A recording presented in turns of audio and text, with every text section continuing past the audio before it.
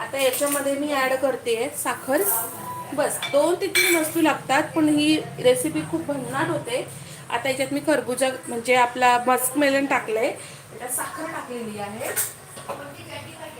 आणि साखर टाकून झाल्यावर हिच्यात आपण घालणार आहोत दूध. ही मस्क मेलनची रसमलाई एकदा नक्की करून बघा, विदाऊट गॅस आहे आणि अगदी झटपट. आता मी तुम्हाला रेसिपी दाखवते म्हणून मला एवढा वेळ होतोय, तर मी अगदी 5 ते 7 मिनिटात ही रसमलाई करून तयार करते. आणि आता हे रसमलाईचे जे गोळे बनवून घेतले, आता जे जे नवीन आलेत ज्यांनी ज्यांनी मिस केलंय, डोंट वरी, मी ही फुल व्हिडिओसुद्धा मी यूट्यूबवर टाकणार आहे आणि शॉर्टमध्येही टाकलेली आहे. पण तुम्ही चॅनलला सबस्क्राईब करून ठेवा, म्हणजे तुम्हाला अशा नवीन नवीन रेसिपीज आपल्या मिस नाही होणार तुमच्याकडनं.